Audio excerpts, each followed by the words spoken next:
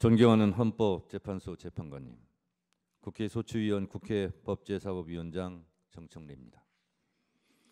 대한민국의 운명을 좌우할 현직 대통령에 대한 탄핵 사건을 심리하시는 동안 그 역사적 중압감에 얼마나 노후가 많으셨습니까? 민주주의와 헌법 수호에 대한 열정으로 일관해 오신 재판관님들의 노고와 헌신에 국민의 한 사람으로서 경의를 표합니다. 대한민국 민주주의와 국가 발전을 위하여 피청구인 윤석열은 파면되어야 합니다. 12.3 내란의 밤, 전 국민이 TV 생중계를 통해 국회를 침탈한 무장한 계엄군들의 폭력 행위를 지켜보았습니다. 하늘도 알고 땅도 압니다. 하늘은 계엄군의 헬리콥터 굉음을 똑똑히 들었고 땅은 무장한 계엄군의 군홧발을 보았습니다. 호수 위에 떠있는 달 그림자도 목격자입니다. 전 국민이 목격자고 전 세계 외신들도 한국의 비상계엄 친위 쿠데타를 실시간으로 타전했습니다. 내란 우두머리 피의자 윤석열을 파면해야 될 필요하고도 충분한 조건은 이미 성숙되었습니다. 대한민국 5천만 국민이 생각이 다 같을 수 없습니다. 남녀가 다르고 태어난 일시가 다르고 태어난 지역과 환경과 문화도 다릅니다. 그래서 생각도 다르고 의견도 주장도 다릅니다. 그러나 다른 것과 틀린 것은 구별되어야 합니다. 내 생각과 다르다고 다른 사람이 틀린 것이 아닙니다. 내 생각과 다르다고 차별해서는 안 됩니다. 정치적 견해가 다르다고 혐오, 멸칭하고 탄압해서도 안 됩니다. 더군다나 권력을 악용해 상대방을 탄압, 제거, 수거 대상으로 삼아서는 안 됩니다. 한 사람이 천하고 우주라 했습니다. 밤하늘에 떠있는 별처럼 국민 한 사람 한 사람은 다 존중받아야 합니다. 이것이 헌법 제10조 모든 국민은 인간으로서의 존엄과 가치를 가지며 행복을 추구할 권리를 가진다. 국가는 개인이 가지는 불가침의 기본적 인권을 확인하고 이를 보장할 의무를 진다는 헌법의 기본권 조항들을 관통하는 근본 원칙입니다. 대한민국은 국민 주권 영토로 구성되어 있습니다. 국민이 곧 국가입니다. 국민은 국가를 사랑하고 국가는 국민의 생명과 재산, 안전을 보장해야 합니다. 국민은 국가를 사랑하기에 애국가를 부르고 국기에 대한 맹세를 합니다.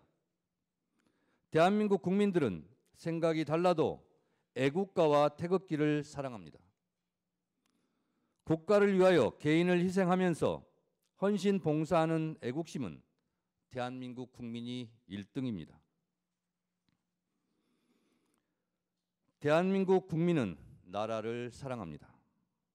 임진왜란, 일제강점기, 한국전쟁, 군부 독재로부터 나라를 지킨 것도 국민이고 나라를 발전시킨 것도 국민입니다. 허리띠 졸라매며 자식들 교육시켜 오늘날의 민주화와 산업화를 이룬 주인공은 우리의 할아버지, 할머니, 어머니, 아버지 국민들이었습니다. 영화 기생충, 오징어 게임, BTS의 나라, 문화 강국, 올림픽 금메달의 스포츠 강국 대한민국을 이룬 것은 자랑스러운 우리의 아들, 딸 국민들이었습니다. 나라를 지킨 것도 국민이고 나라를 발전시킨 것도 국민입니다. 나라의 주인도 국민입니다. 대한민국 국민은 헌법을 사랑합니다. 헌법은 생각과 주장, 의견이 다를 때 대한민국은 이 방향으로 가자고 결정해 놓은 대국민 합의 문서입니다. 국민 전체의 약속이자 국민이 지켜야 할 국가 이정표입니다. 헌법은 나침반입니다. 헌법은 국민이고 애국가이고 태극기입니다. 대한민국 국민 누구도 헌법 위에 군림할 수 없습니다. 대한민국의 주권은 국민에게 있고 모든 권력은 국민으로부터 나온다는 것. 이것이 헌법 제1조 민주공화국의 헌법 정신입니다. 그런데 나라와 헌법을 사랑하는 국민을 총칼로 죽이려 했고 피로써 지켜온 민주주의를 짓밟고 피를 잉크 삼아 한자 한자 찍어 쓴 헌법을 파괴하려 했던 사람이 있습니다. 피로 쓴 민주주의 역사를 혀로 지우려 했습니다. 총칼로 헌법과 민주주의 심장인 국회를 유린하려 했습니다. 지금 이 탄핵 심판정에 있는 피청구인 윤석열입니다. 헌법수호 최후의 보루 헌재 재판관님, 프랑스 공화국은 관용으로 건설되지 않았습니다. 민족 반역자에게는 공소시효가 없다며 나치 부역자를 끝까지 추적해 무관용으로 처벌하였기에 역설적이게도 프랑스는 관용의 나라, 똘레랑스의 나라가 될 수 있었습니다. 오늘날 문화예술의 강국 프랑스는 이렇게 건설되었습니다. 이에 반해 우리는 1945년 8.15 광복 이후 반민특위의 좌절로 친일 부역자를 처벌하지 못했고 그 결과 정의와 불의, 애국과 매국, 민주주의와 독재가 혼재되어 민주주의에 대한 도발과 준동이 끊이지 않았습니다. 이제 타락하고 오염된 반민주적, 반헌법적 요설과 궤변의 고리를 끊어야 합니다. 갈 길이 아무리 멀다 해도 민족 정기를 바로잡아야 합니다. 평화와 문화가 꽃피는 문화예술의 강국은 민주주의 토양에서 자라는 나무입니다. 민주주의 기초는 국가 발전의 토대입니다. 민주주의 발전 과정이 국가 발전의 과정입니다. 민주주의 정착 없이 국가 발전을 이룬 나라는 없습니다. 선진국 중에서 독재 국가는 없습니다. 민주주의와 국가 발전의 주적이 바로 독재입니다. 국가 발전을 위해서 독재의 독을 해독해야 합니다. 독재의 전형적 모습이 비상계엄, 내란, 그리고 영구 집권 음모입니다. 피청구인은 2022년 5월 10일 국회에서 취임했습니다. 헌법 제69조에 따라 나는 헌법을 준수하고 국가를 보위하겠다는 선서를 하고 대통령에 취임했습니다. 그러나 피청구인은 헌법을 준수하고 국가를 보위하겠다고 다짐했던 바로 그 장소, 국회에 계엄군을 보내 침탈하고 헌법을 유린했습니다. 대한민국의 헌법과 민주주의를 말살하려 했던 피청구인 윤석열은 파면되어 마땅합니다. 현직 대통령에게는 형사 불소추권이라는 헌법적 특권이 있지만 현직 대통령이라도 내란의 범죄를 저지른 경우는 헌법 수호 차원에서 무관용해야 한다는 것이 헌법 제11조와 헌법 제84조의 정신입니다. 내란의 범죄는 현직 대통령을 포함해 누구라도 예외 없이 처벌의 대상입니다. 앞서 국회 법률 대리인들께서 위헌 위법한 12.3 비상계엄과 파면 사유에 대하여 그 증거와 법리를 이미 수차례 명징하게 설명했습니다. 저는 국민의 입장에서 국민의 목소리를 담아 피청구인을 파면해야 할 이유에 대하여 다시 한번 말씀드리겠습니다. 첫째, 피청구인 윤석열은 헌법 제77조에서 규정한 계엄의 조건을 위반했습니다. 헌법 제77조 1항에 대통령은 전시, 사변 또는 이에 준하는 국가 비상사태에 있어서 병력으로서 군사상의 필요에 응하거나 공공의 안녕 질서를 유지할 필요가 있을 때에는 법률이 정하는 바에 의하여 계엄을 선포할 수 있다고 되어 있습니다. 12월 3일의 대한민국은 전시, 사변 또는 이에 준하는 국가 비상사태도 아니었고 병력으로서 군사상의 필요에 응하거나 공공의 안녕 질서를 유지할 필요가 없었습니다. 평온한 하루였습니다. 병력으로서 공공의 안녕 질서를 해친 장본인이 피청구인입니다. 계엄의 선포는 논란의 여지 없는 명백한 위헌 행위입니다. 둘째, 피청구인 윤석열은 계엄 선포의 절차적 정당성을 위반했습니다. 헌법 제82조는 대통령의 국법상 행위는 문서로서 하며 이 문서에는 국무총리와 관계 국무위원이 부서한다. 군사에 관한 것도 또한 같다고 되어 있습니다. 계엄법 제2조 5항은 대통령이 계엄을 선포하거나 변경하고자 할 때에는 국무회의의 심의를 거쳐야 한다. 제6항 국방부 장관 또는 행정안전부 장관은 국무총리를 거쳐 대통령에게 계엄의 선포를 건의할 수 있다고 되어 있지만 피청구인은 헌법 제82조와 계엄법 제2조를 모두 위반했습니다. 계엄 선포 시 정상적인 국무회의 심의 과정이 없었습니다.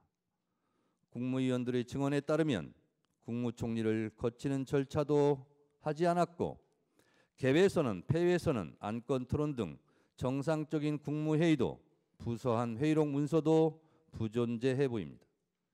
피청구인을 파면해야 할 뚜렷한 증거이자 이유입니다. 셋째, 피청구인 윤석열은 비상계엄을 해제할 유일한 권한이 있는 국회를 침탈했습니다. 헌법 제77조 제5항에는 국회가 제적의원 과반수의 찬성으로 계엄의 해제를 요구한 때에는 대통령은 이를 해제하여야 한다고 되어 있습니다. 비상계엄을 해제할 수 있는 유일한 곳은 유일하게 국회입니다. 이런 국회의 권한과 권능을 강압에 의하여 방해하려고 국회를 무장병력으로 통제, 봉쇄하려 했습니다. 이는 형법 제87조, 형법 제91조에서 규정한 내란의 죄를 위반한 명백한 국헌문란 내란 행위입니다. 국회 질서 응원하지만 국회는 국회 자체 내 질서 유지 시스템이 있습니다. 국회 유리창을 깨부수고 난입한 것은 질서 유지가 아니라 억압이고 폭력입니다. 국회 질서를 문란케 한 것은 다름 아닌 피청구인 윤석열 본인입니다. 넷째, 피청구인은 위헌위법적 포고령을 발표했습니다. 계엄 포고령 1항, 국회와 지방의회, 정당의 활동과 정치적 결사, 집회, 시위 등 일체의 정치 활동을 금한다는 것은 헌법 제77조 제3항을 정면으로 위반했습니다. 설령 합법적 계엄이더라도 국회에 관해서는 어떠한 특별한 조치를 할 수 없게 되어 있습니다. 다섯째, 계엄군이 중앙선관위를 침탈한 것도 사법부의 주요한 인사를 체포, 구금하려 했던 것도 모두 헌법과 법률을 위배했습니다. 사법권 독립을 정면으로 위반했을 뿐만 아니라 헌법의 삼권 분립 정신에도 위배됩니다. 이것은 헌법 제77조 제3항, 헌법 제114조, 헌법 제105조, 헌법 제106조, 헌법기관의 독립성 정신을 위반했고 형법 제91조, 헌법기관을 강압에 의하여 전복 또는 그 권능 행사를 불가능하게 하는 것으로 규정한 국헌문란 목적 내란죄에 해당합니다. 이 외에도 피청구인이 비상계엄 이후 보여준 사법정의 파괴 행위는 국민들에게 큰 실망과 충격을 안겨주었습니다. 피청구인은 12.3 내란 사태 이후 법관이 발부한 체포영장을 거부하며 사법기관의 법집행을 무법천지로 만들었습니다.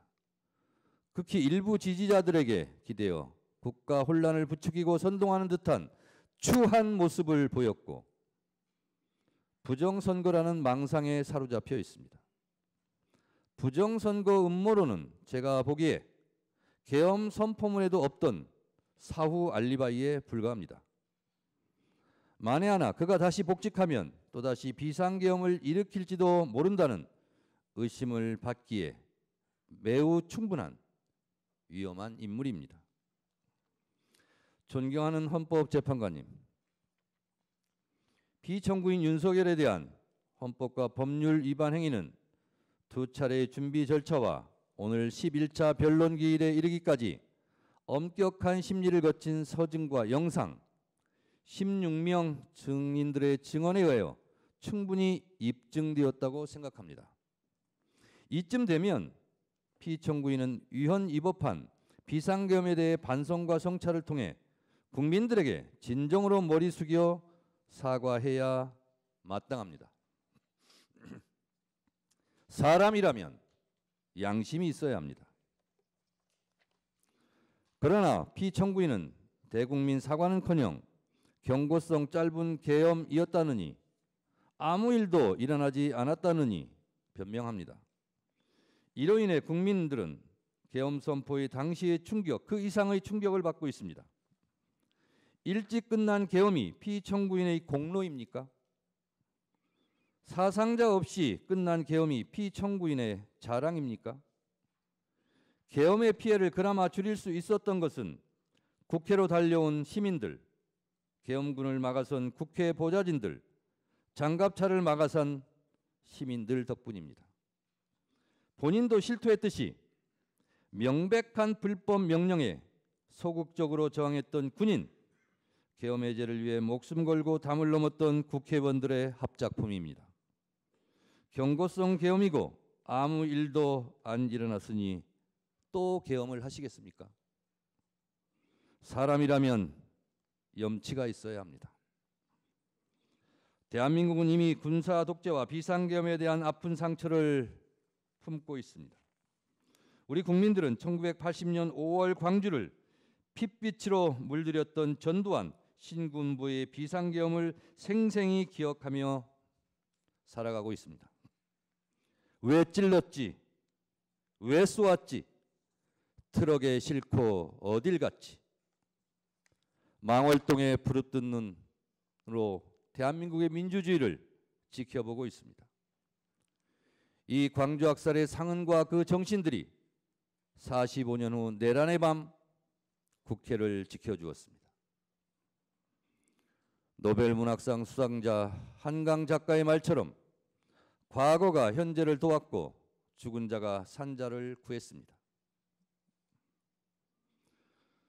민주헌법 지킴이 헌재 재판관님, 피청구인은 비상계엄 긴급 담화문에서 국회는 범죄자 집단의 소굴이 되었고 자유민주주의 체제 전복을 기도하고 있고 국회가 자유민주주의 체제를 붕괴시키는 괴물이 된 것 같다. 대한민국이 당장 무너져도 이상하지 않을 정도 풍전등화의 운명에 처해 있다. 우리 국민의 자유와 행복을 약탈하고 있는 파렴치한 종북 반국가 세력들을 일거에 척결하고 자유 헌정 질서를 지키기 위해 비상계엄을 선포한다고 했습니다. 피청구인에게 묻고 싶습니다. 지금도 2024년 12월 대한민국이 당장 무너져도 이상하지 않을 정도로 풍전등화의 운명에 처해 있었다고 생각하십니까? 혹시 명태균 황금 돈으로 인한 본인만의 위기는 아니었습니까? 국회가 범죄자의 소굴입니까? 국회가 반국가 세력입니까? 국회가 종북 반국가 단체라면 총선에서 투표한 국민들도 반국가 종북 세력이란 말입니까?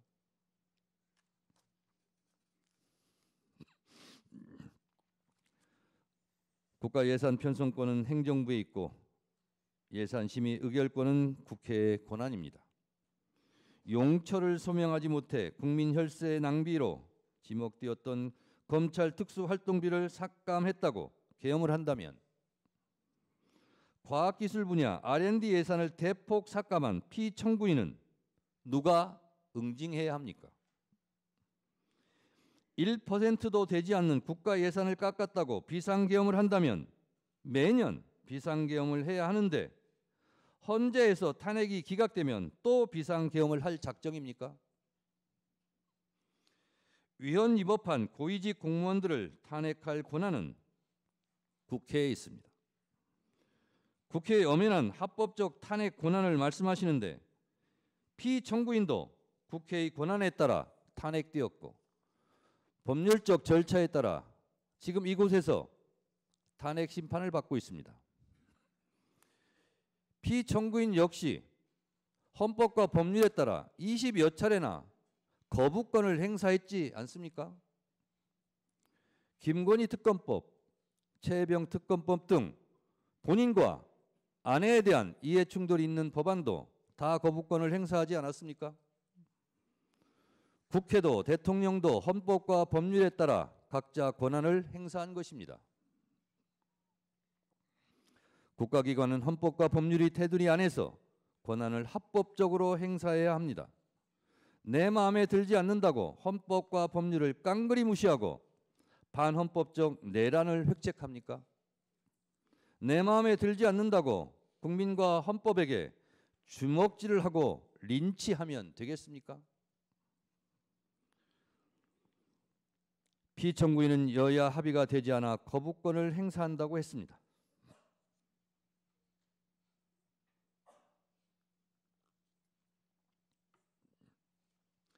여야 합의는 헌법과 국회법 어느 법에도 존재하지 않습니다. 이런 생각 자체가 반헌법적입니다. 총선 때 한 표라도 한 석이라도 더 얻으려 노력하는 이유는 헌법 제49조에서 규정한 국회 의사결정은 다수결로 하라는 헌법적 명령이 있기 때문입니다. 여야 합의가 법 통과의 전제 조건이라면 이는 총선 민의를 부정하고 왜곡하는 반헌법적 반법률적 언동입니다. 대의민주주의 헌법 부정입니다. 뭐하러 총선합니까? 존경하는 재판관님, 피청구인은 경고성 계엄이고 아무 일도 일어나지 않았다고 가상현실에 있는 사람처럼 말합니다. 본인은 체포 지시를 하지 않았다며 전 국정원 홍장원 1차장과 전 곽종근 특전사령관의 공작이라고 주장합니다. 누구보다 피청구인에게 충직했던 두 사람이 무슨 이유로 피청구인을 모함한다는 말입니까? 피청구인으로부터 직접 지시를 들은 사람이 두 사람만의 증언도 아닌데 들은 사람들 모두 공작에 가담했다는 것입니까? 이게 가능합니까? 국회 내란국조특위에서 노영훈 방첩사 수사실장은 군사경찰의 미결수용소라는 정상적인 구금시설이 있음에도 비원 벙커를 확인하는 것 자체가 정상적이지 않았다고 증언했고, 김대우 전 방첩사 수사단장은 이재명, 우원식, 한동훈 3명에 집중하라는 지시를 받았느냐는 질의에 네! 라고 분명하게 답했습니다. 또한 이곳 재판부에서 유일하게 직권으로 채택한 증인인 조성현 수방사 제1경비단장은 역시 내부에 들어가서 의원들을 끌어내라는 지시를 들었다고 똑똑히 증언했습니다. 피청구인 측의 의원을 요원으로 둔갑시키려는 꼼수는 실패했습니다. 설령 야당이 종북 반국가 단체라서 그 주요 인사들을 체포해 구금하려 한 것이라면 집권 여당 한동훈 대표는 왜 체포하려 한 것입니까? 결국 피청구인은 반국가 세력이라는 허울을 씌워 내 마음에 들지 않는 인사들의 씨를 말려버리려 했던 것은 아닙니까? 이들을 모두 수거하고 영구 집권을 꿈꿨던 것 아닙니까? 노상원 수첩은 또 무엇입니까? 노상원 수첩, 잠자리 폭발물 화학약품, 치밀한 수거 계획이라는 섬뜩한 내용입니다. 살해 암시, 노상원 수첩에 문재인, 유시민 등 500명 확인 사살, 정치인, 법조인, 방송인, 스포츠인 전방위 겨냥, 포승줄로 수집소 보내, 모든 좌파 세력 붕괴. 언론 보도의 제목들입니다. 평생 축구밖에 모르는 차범근 감독은 왜 해치려 했습니까? 차범근 감독은 저는 축구를 사랑하고 축구가 아닌 다른 일이나 가치에 대해선 관심과 욕심이 없다. 내 이름이 그 수첩에 왜 적혀 있는지 황당하고 놀라울 따름이라며 저는 평화와 사랑, 행복 같은 말들이 내 삶에 채워지는 노년을 보내고 싶다고 말했습니다. 이제 몽상에 빠져있던 권력자가 무너뜨리려 한 평화로운 일상을 회복해야 합니다. 피청구인은 아무 일도 일어나지 않았다고 강변하지만 많은 일이 일어났고 계엄의 피해는 엄청납니다. 국민들은 아직도 내란성 스트레스로 잠 못 들고 서부지법 폭동 사태와 같은 끔찍한 사태를 목도했습니다. 헌법수호의 최후의 보루인 헌법재판소까지 테러 위협을 받고 있습니다. 피청구인이 저지른 내란으로 국민들은 서로 적으로 규정하고 심리적 내전 상태에 빠져 있습니다. 존경하는 헌재 재판관님, 대한민국은 수출로 먹고 사는 나라입니다. 대외 의존성이 높은 경제 구도상 국가 안정이 곧 경제고 평화가 곧 경제입니다. 민주주의 선진국 대한민국을 불안한 시선으로 보고 있는 전 세계에 우리의 민주주의 회복 능력을 보여주어야 합니다. 하루빨리 내란을 극복하고 국정을 안정시키는 것이 그 출발점입니다. 계엄에 따른 국정 혼란과 불안감으로 인한 피해가 너무도 큽니다. 1차 탄핵소추안이 부결된 직후인 12월 9일 코스피와 코스닥은 연중 최저치를 기록했습니다. 계엄 선포 한마디에 시가총액 140조 원이 사라졌습니다. 계엄 이후 환율은 급등했고 내수 경기도 꽁꽁 얼어붙었습니다. 아무 일도 일어나지 않았다는 피청구인의 말과 달리 계엄의 후폭풍은 컸습니다. 건물마다 임대문이, 안내문이 나붙고 식당 주인은 손님이 없다며 아우성치며 폐업을 고민합니다. 오늘 최후 변론서를 작성하겠다고 국민의 목소리를 댓글로 달라고 했더니 한 분이 댓글을 달아주셨습니다.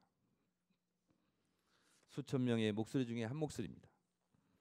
저에게 보내온 한 소상공인 사장님의 읍소입니다. 제조, 도매 자영업자입니다. 12.3 이후로 급 주문 한학으로 재정난에 시달리다가 2월을 끝으로 직원 3명을 부득이하게 내보내고 가족 4명이 어렵게 운영 중입니다. 지난 1년 동안 워낙 어려워도 직원들 월급은 마이너스 통장으로 어찌어찌 채워졌는데 계엄 이후로는 IMF보다 심각한 것 같아요. 50년 동안 지켜봤던 공장 문 닫게 생겼습니다.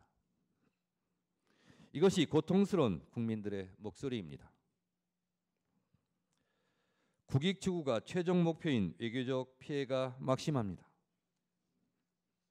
미국 정부는 비상계엄 발표가 미국 정부의 사전에 통보되지 않았다는 점에서 당혹과 우려를 표했습니다.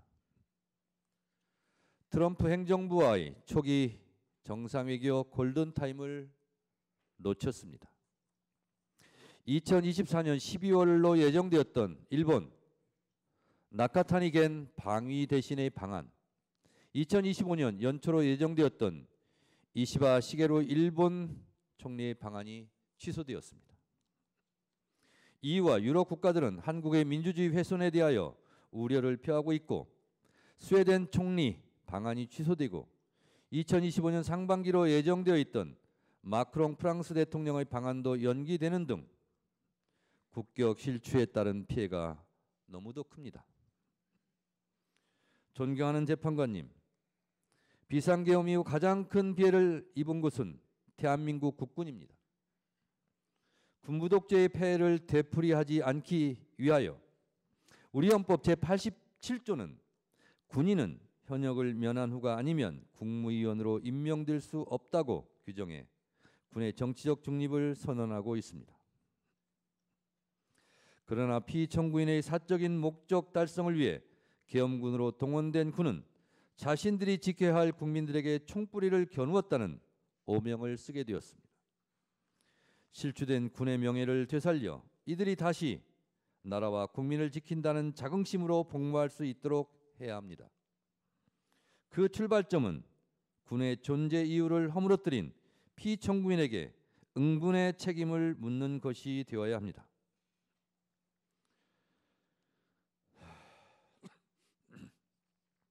존경하는 헌법재판관님들, 저는 12월 3일 밤 10시 50분경 비상계엄 긴급 속보를 보고 살떨리는 두려움을 안고 국회 후문 담장을 넘었습니다. 계엄군이 먼저 진을 치고 있다가 체포 연행하지는 않을지 두려웠습니다. 국회 운동장 근처에서 본청으로 한 발짝씩 내디딜 때마다 36년 전 1988년 9월의 밤이 마치 어젯밤 악몽처럼 떠올랐습니다. 새벽 1시 안기부에 잡혀 지금도 알 수 없는 서울 을지로 어디매쯤 한 호텔로 끌려가 수건으로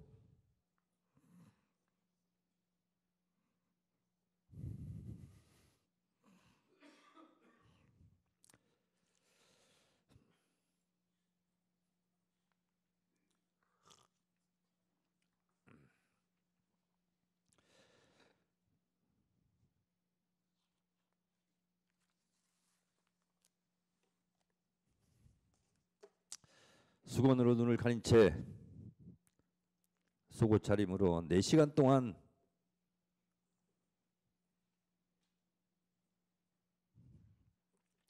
주먹질, 발길질로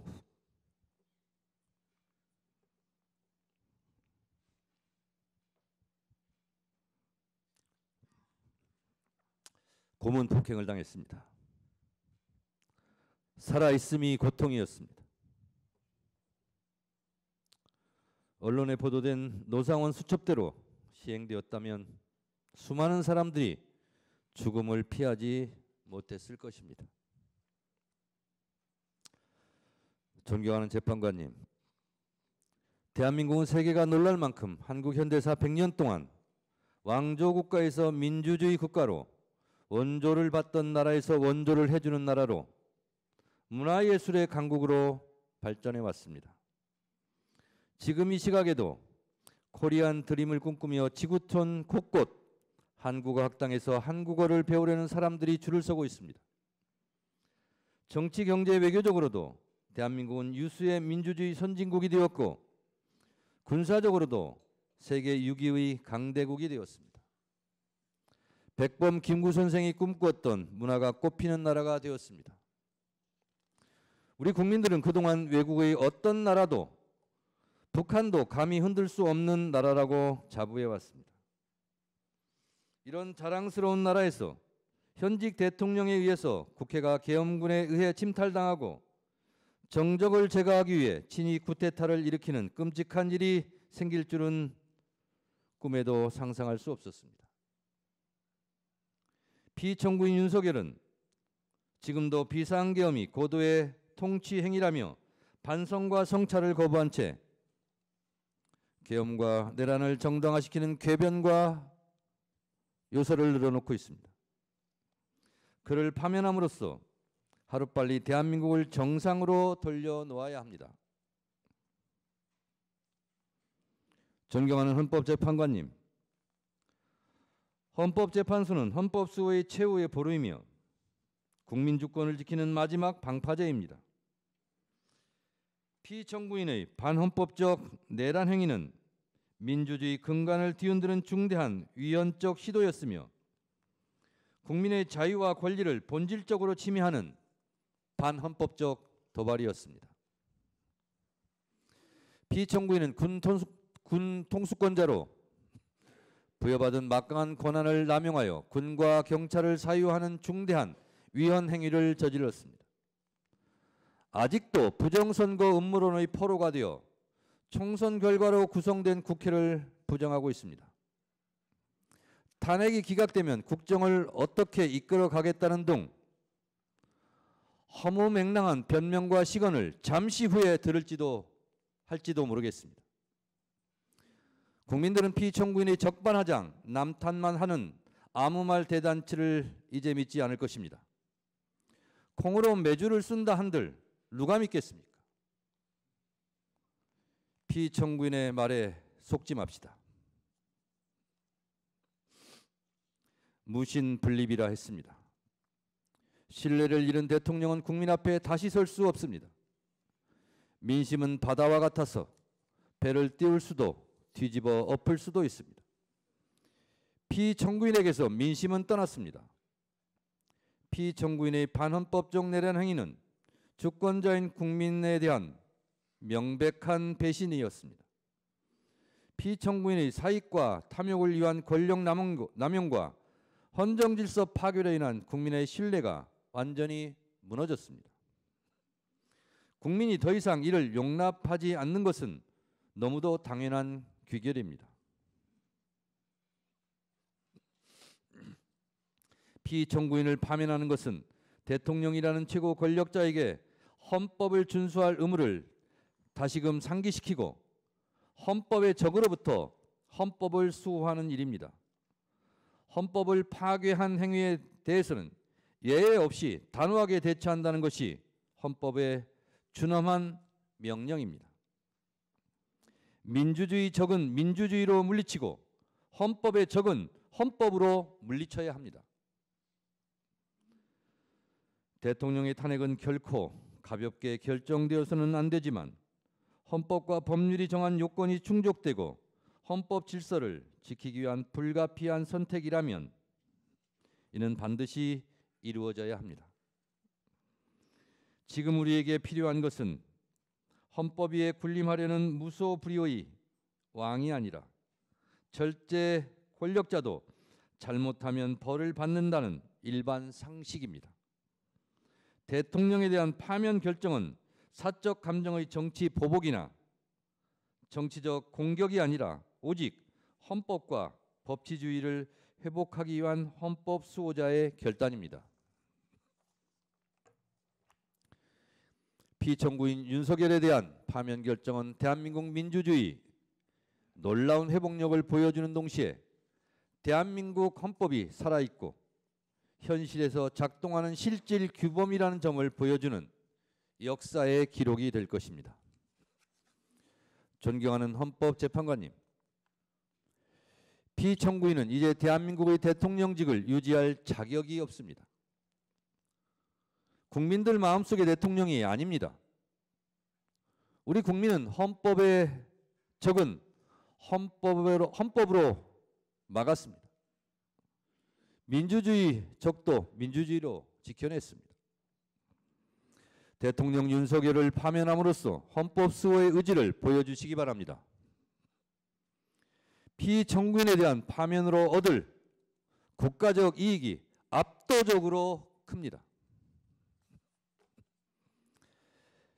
필연은 우연의 옷을 입고 나타난다고 했습니다.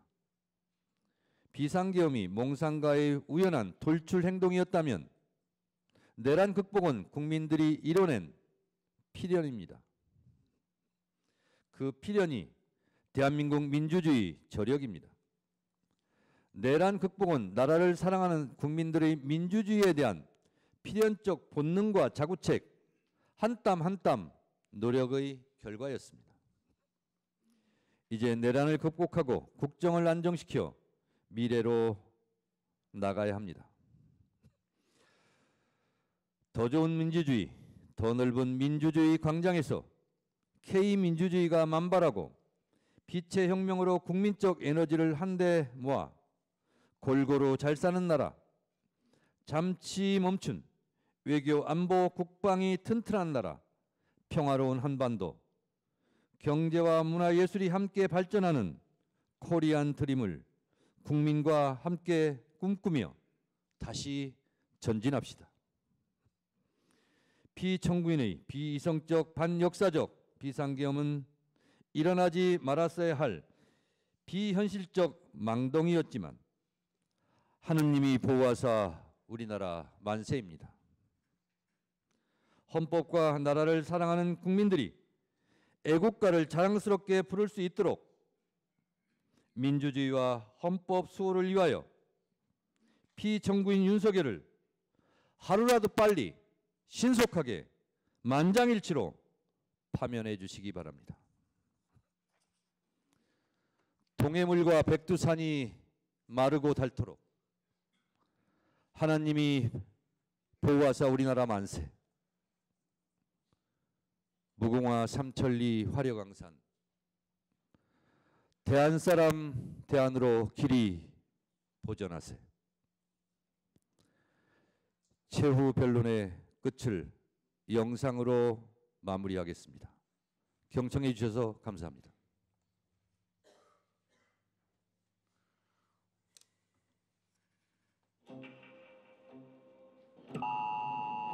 친애하는 국민 여러분, 반국가 세력들을 일거에 척결하고 자유 헌정 질서를 지키기 위해 비상계엄을 선포합니다.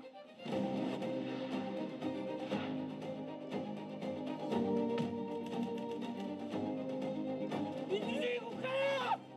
국회로 왜 못 들어가게? 계엄이 아무리 선포돼도 국회는 열려야지.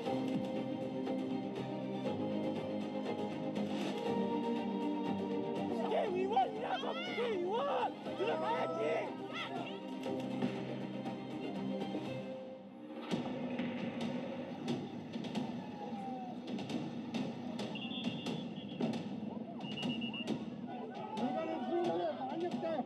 너희는 역사의 반역자가 되는 거라고. 이거 막으라고.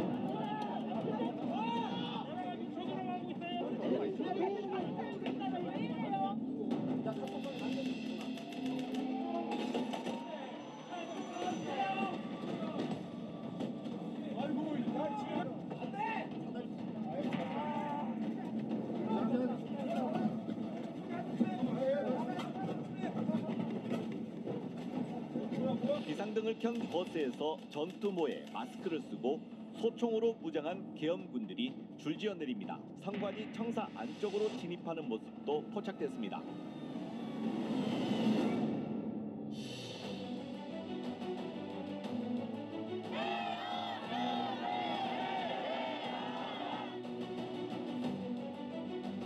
쟁석 190인 중 찬성 190인으로서 비상계엄 해제 요구 결의안은 가결되었음을 선포합니다.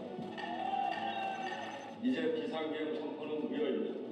따라서 군경은 즉시 국회 경내를 나가 자신의 자리로 돌아가기 바랍니다.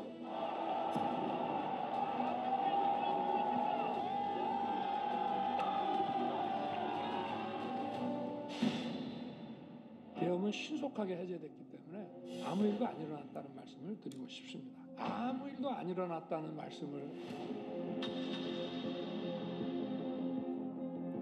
올해 한국 경제는 사면초가 위기 속에 수출마저 가시밭길로 주가가 2,400선까지 밀렸고 지난 12월 취업자 수가 46개월 만에 감소세로 돌아섰는데 사람은 일 안 했어요.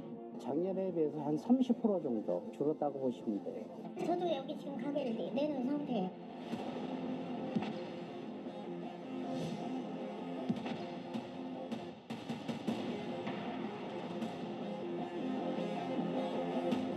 대통령께서 비화폰으로 제게 직접 전화를 하셨습니다. 의결 정족수가 아직 안 채워진 것 같다. 빨리 문을 부수고 들어가서 안에 있는 인원들을 끄집어내라. 원장님, 제가 대통령님으로부터 전화를 받았습니다. 대통령께서 광첩사를 지원하라고 합니다. 광첩사에서 지금 이재명하고 한동훈을 잡으러 다닌답니다. 00시 50분에서 01시 사이에 보안폰으로 전화하셨습니다. 화상회의를 했는데 대통령님께서 문을 부셔서라도 국회의원을 끄집어내라고 말씀하셨어. 전기라도 필요하면 끊어라. 계엄군은 일반 조명과 비상 조명을 차례로 단전했습니다. 이재명 대표님 있었고 야당 원내대표 있었고, 그러니까 지금 위원장이 보니까 위원장이 생각이 나고, 김명수 전 대법원장, 그리고 권순일 대법관. 부검 시설 관련된 지시와 체포와 관련된 지시는 제가 이인영 사령관으로부터 직접 지시를 받았습니다.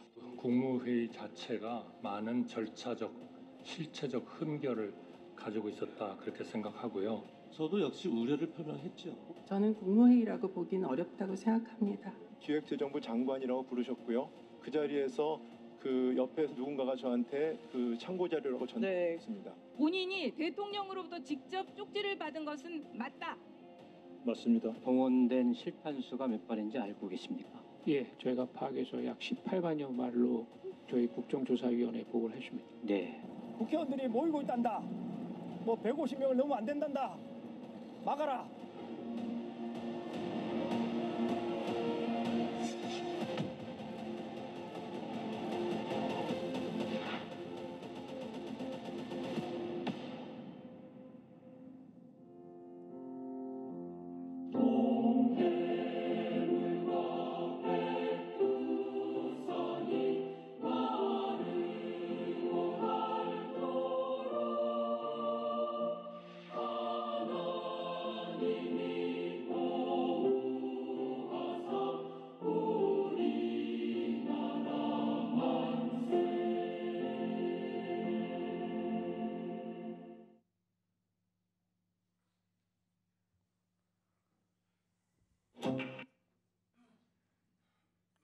예, 휴정하고요.